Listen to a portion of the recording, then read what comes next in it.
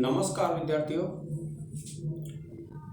आज मैं उपस्थित हूँ संस्कृत भाषा में वर्तमान में विश्वविद्यालयों की परीक्षाएं चल रही हैं और विश्वविद्यालयों की जो परीक्षाएं हैं उनमें एमए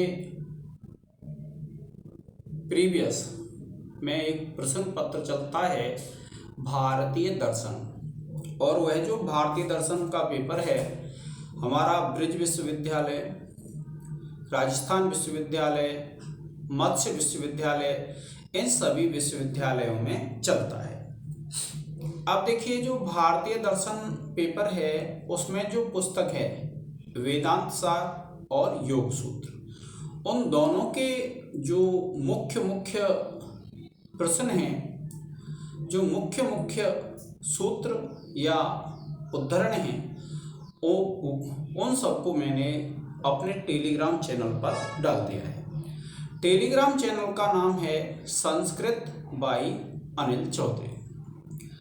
अगर आपको कोई समस्या आ रही है तो इसके डिस्क्रिप्शन में आपको एमए प्रीवियस की लिंक मिल जाएगी, जिसमें आपके जो संपूर्ण वीडियो हैं वो मिल जाएंगे और टेलीग्राम चैनल पर आपके नोट्स मिल जाएंगे। अब देखिए, आज जो हमारा विषय है वह है हमारा एक पेपर है, और पेपर है चतुर्थ पेपर, और पेपर का नाम है साहित्य शास्त्र। अब जो ये एमए प्रीवियस का पेपर है उसमें हमारी जो पुस्तक चलती हैं विद्यार्थियों,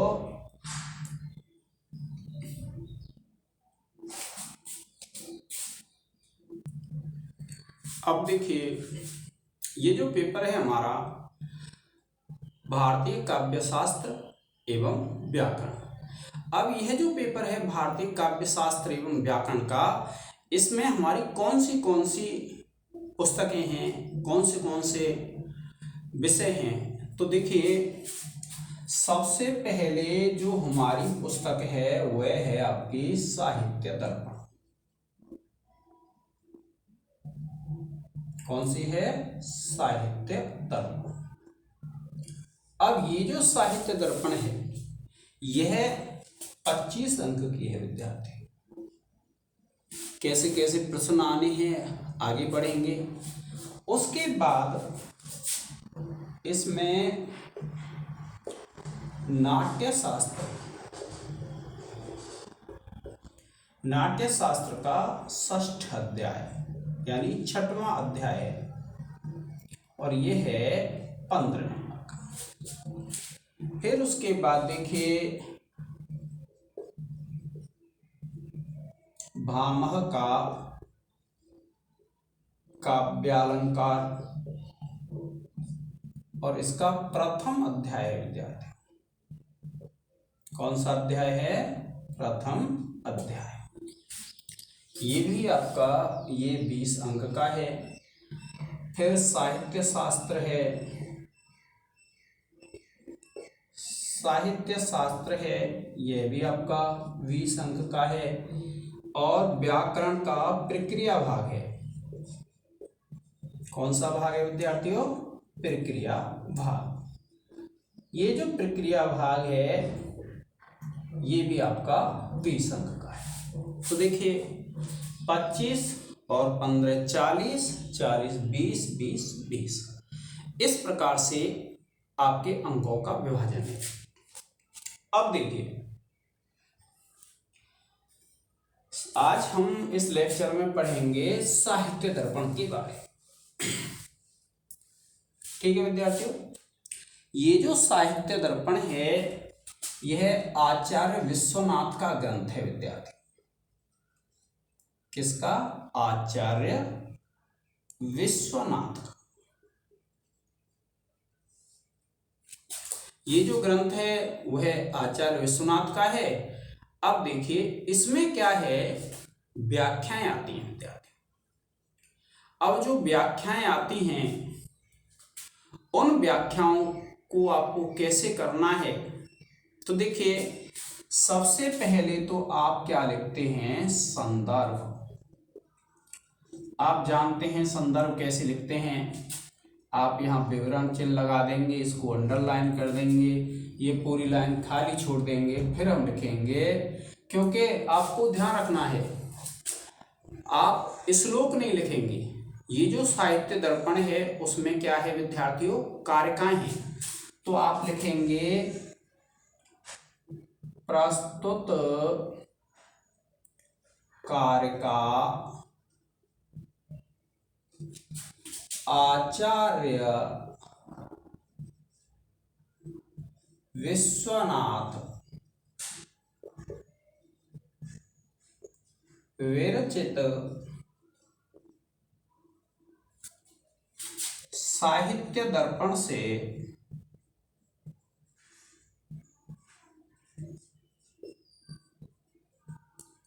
अवतरित है।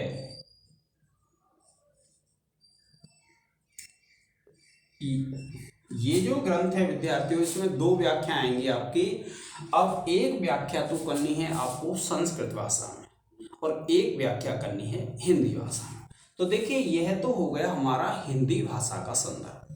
अब इसी संदर्भ को अगर हम संस्कृत में लिखें तो कैसे लिखेंगे, संदर्भ लिखेंगे, फिर देखिए विसर्ग लगा लेंगे, इसको रेखांकित करेंगे और यहाँ विवरण चिन्ह लग जाएगा। ये जो है हिंदी में विसर्ग नहीं लगते हैं, आप लिखेंगे प्रस्तुता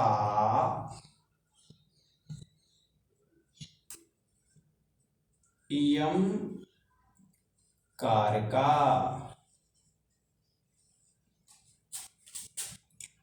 आचार्य विश्वनाथ विरचितात,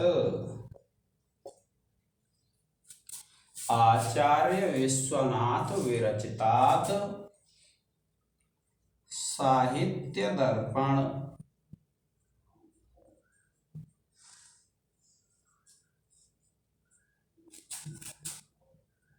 इति ग्रंथाद अत्र अवतरिता अस्ति।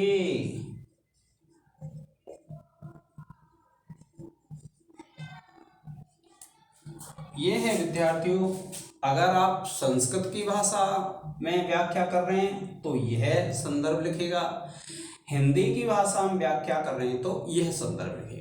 उसके बाद क्या आता है, प्रसंग। पहले आप संदर्भ का एक स्क्रीनशॉट ले लें।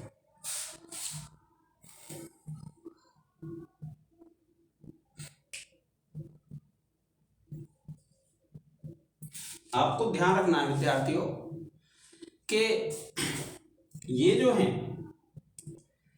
जब हिंदी की व्याख्या कर रहे हैं तो यह संदर्भ लिखेंगे, संस्कृत की कर रहे हैं तो यह संदर्भ लिखेंगे।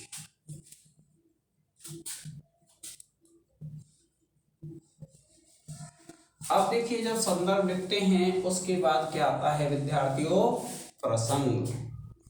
क्या आता है, प्रसंग। तो देखिए हिंदी में जब प्रसंग लिखेंगे तो आप लिख देंगे प्रसंग, विवरण चिन्ह लग जाएगा और आप लिखेंगे इस कारिका में। अब आपको ये ध्यान रखना है कि कौन सी कारिका ये है। अगर काव्य का प्रयोजन है तो आप प्रयोजन वाली लिखेंगे, अगर काव्य का स्वरूप है तो स्वरूप लिखेंगे, और कोई है जब मान लो शब्द शक्तियों के बारे में बता रहा है तो आप शब्द शक्ति लिखेंगे। जिस विषय में बात की जा रही है आप वही विषय वर्णित करेंगे। तो आप लिखेंगे इस कारिका में, जैसे मैं बताता हूं, काव्य प्रयोजनों का वर्णन करते हुए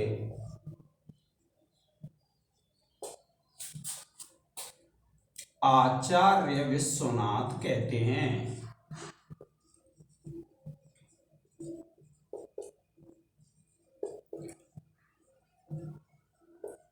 हैं कि, फुल स्टॉप नहीं करना है, डैश करेंगे। ठीक है विद्यार्थियों, अब देखिए,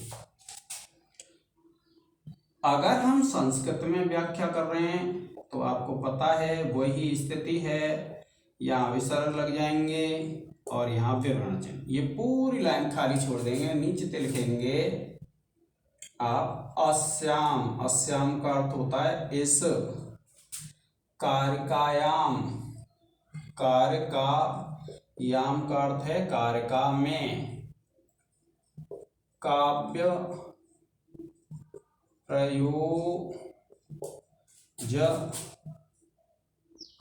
प्रयोजनस्य, काव्य प्रयोजनम वर्णयन, काव्य प्रयोजन का वर्णन करते हुए आचार्य विश्वनाथः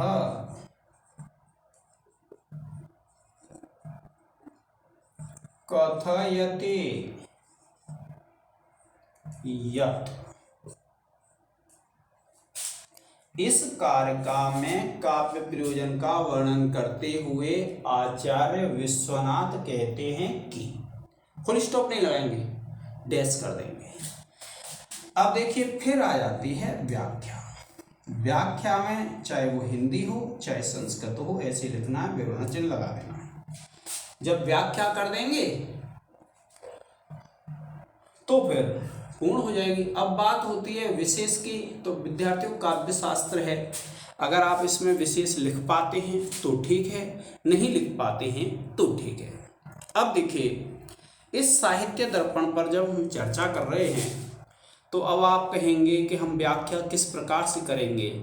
तो देखिए विद्यार्थियों, मेरा जो टेलीग्राम चैनल है, और टेलीग्राम चैनल का नाम है संस्कृत बाई अनिल चौधरी, उस पर साहित्य दर्पण के आपको प्रश्न मिल जाएंगे।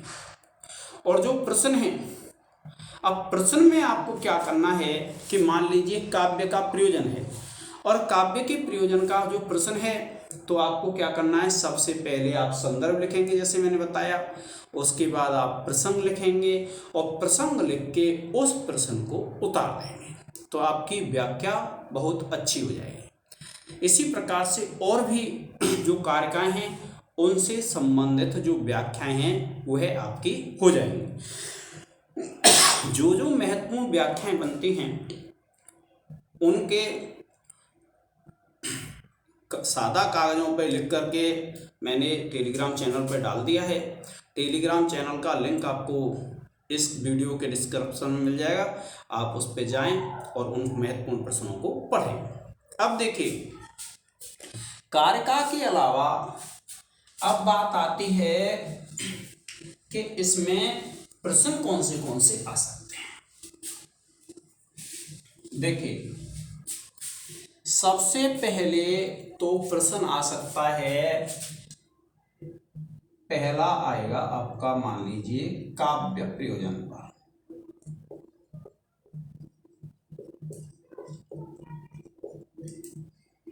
अब काव्य प्रयोजन पर आपसे कैसे भी पूछ सकता है। काव्य प्रयोजन महत्वपूर्ण है, इसमें पूछ सकता है आचार्य विश्वनाथ के अनुसार काव्य प्रयोजन का वर्णन कीजिए। आपसे पूछ सकता है साहित्य दर्पण के अनुसार काव्य प्रयोजनों का वर्णन कीजिए। तो आपको ध्यान रखना है काव्य प्रयोजन एक महत्वपूर्ण टॉपिक है। इसके बाद देखिए काव्य लक्षण क्या है, काव्य लक्षण। अब इसको काव्य स्वरूप भी कहते हैं विद्यार्थियों।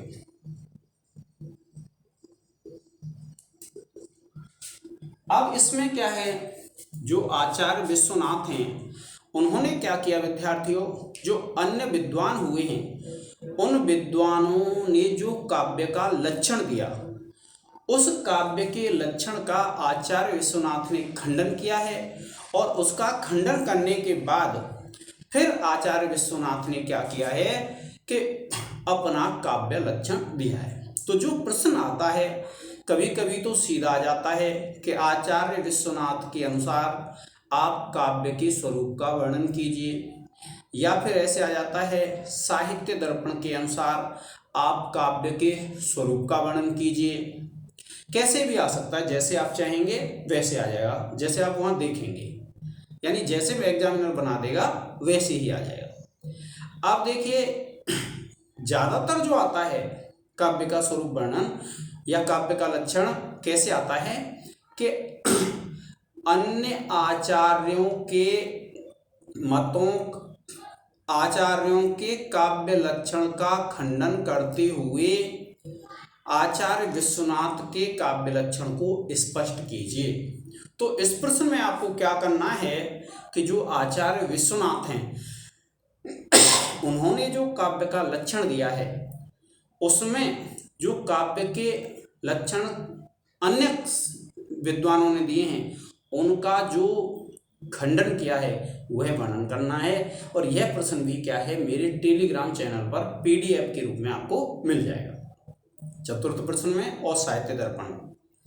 इसके बाद देखिए जो आता है इसमें प्रश्न, एक प्रश्न आ जाता है विद्यार्थियों, ये तो अत्यंत महत्वपूर्ण प्रश्न है, और एक प्रश्न आ जाता है विद्यार्थियों इसमें वाक्य का स्वरूप, यानी आचार्य विश्वनाथ के अनुसार वाक्य के स्वरूप का वर्णन कीजिए। इस तरीके से आपको प्रश्न मिल जाएगा। फिर देखिए आगे जब देखते हैं तो एक प्रश्न है शब्द शक्तियां।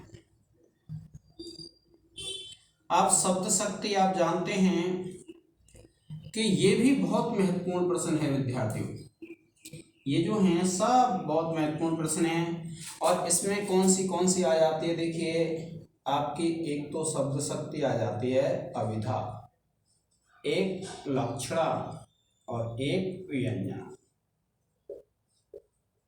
और इसमें एक तात्पर्य शक्ति भी बताई है। ये भी ये प्रश्न बहुत महत्वपूर्ण है, जिसमें आप अगर इन शब्द शक्तियों को कर लेते हैं तो इसमें से प्रश्न आ जाता है। फिर देखिए एक प्रश्न आता है आपका रस पर। अब जैसे रस स्वरूप वर्णन एवं रस की अलौकिकता,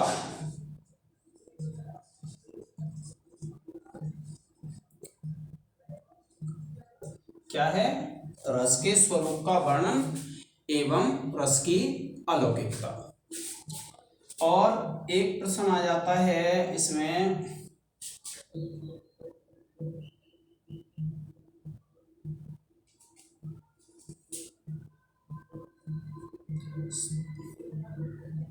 साधारणीकरण।